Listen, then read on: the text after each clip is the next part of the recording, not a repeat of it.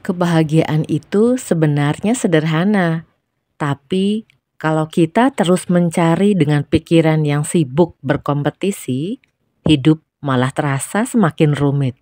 Halo, saya Vita Mindset Trainer. Hidup kita berkelimpahan. Buat kamu yang ingin meningkatkan kualitas diri, saya membuka layanan berbayar, kelas-kelas WA tentang personal growth, law of attraction, dan juga komunitas LOA. Di video kali ini, saya akan membacakan tulisan karya Adi Prayuda tentang perlunya kita melakukan jeda.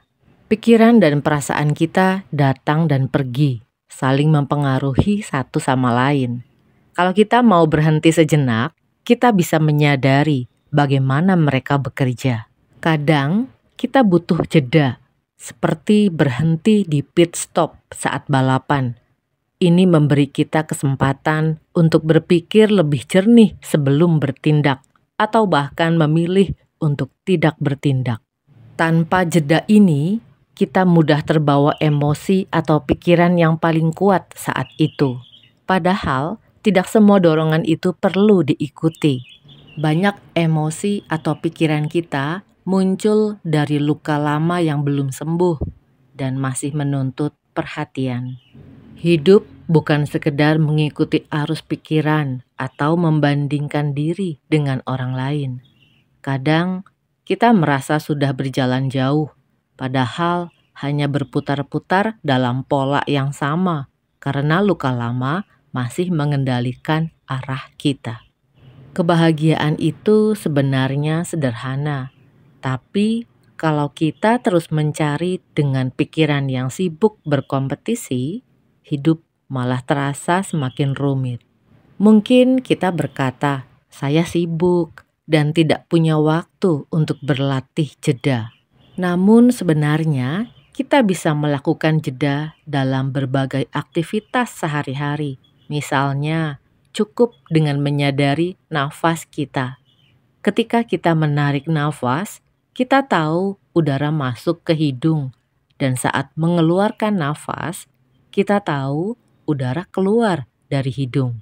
Ini bisa dilakukan hanya dalam 1-2 menit dengan perhatian yang lembut pada nafas tanpa perlu fokus yang terlalu kuat.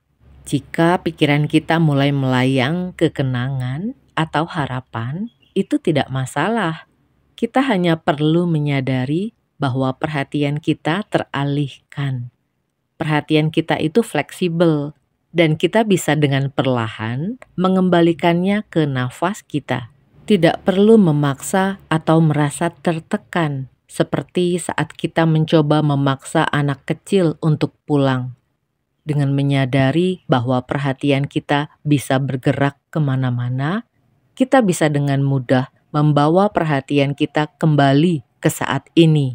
Kesadaran ini akan membantu kita mengingatkan perhatian kita yang sering bermain di masa lalu atau masa depan. Melakukan latihan jeda ini artinya kita menyadari saat ini, menyadari tidak memerlukan banyak energi.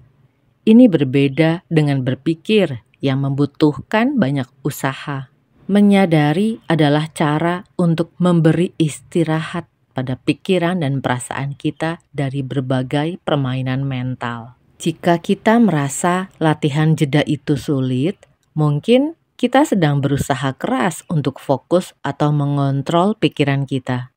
Bukan berarti kita tidak boleh melakukan hal-hal yang membutuhkan energi seperti fokus atau konsentrasi.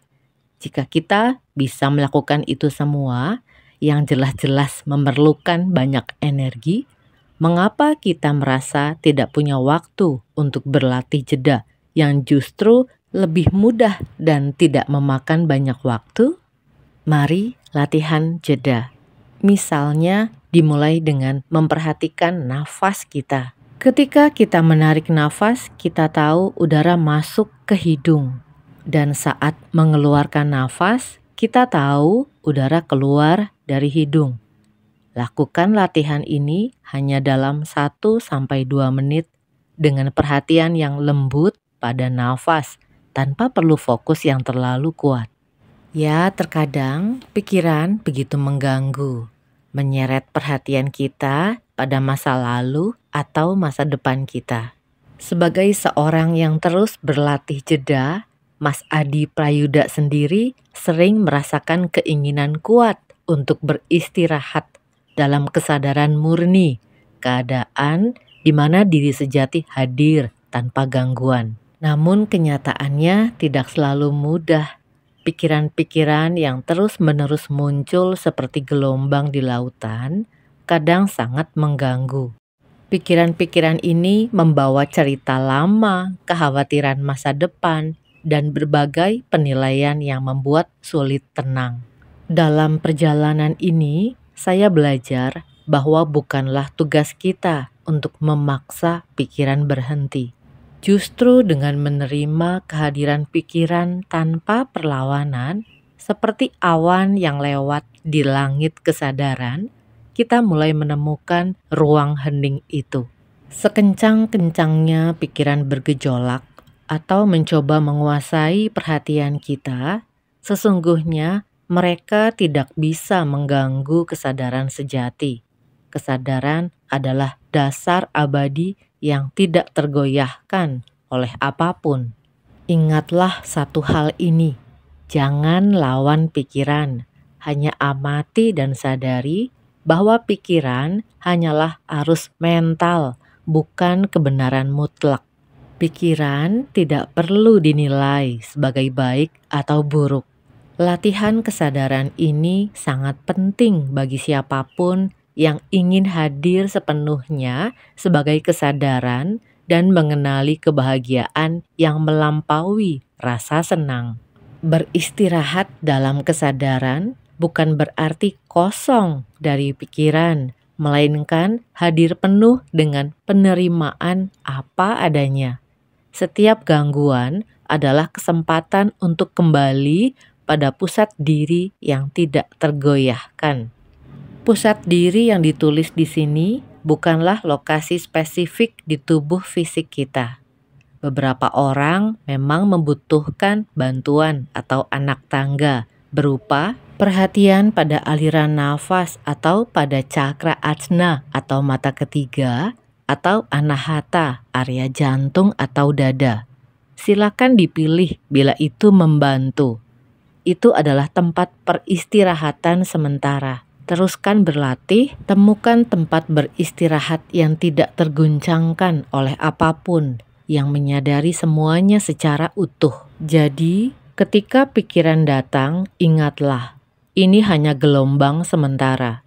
Dan saya memilih untuk tetap diam dalam kedamaian batin saya. Perlahan-lahan, pikiran tidak lagi menjadi musuh, namun sebagai tanda bahwa ia bukanlah diri kita seutuhnya, hanya bagian dari diri kita, hanya gelombang dan bukan lautan. Buku terbaru karya Mas Adi Prayuda dan Intan Mariali berjudul Happiness Inner Child Within bisa kamu dapatkan di toko buku Gramedia terdekat. Sehat, bahagia, kaya raya, sejahtera, bersinar, semangat sukses untuk kita dan semua manusia. Saya Vita Mindset Trainer, jiwaku mencintai jiwamu. Semangat!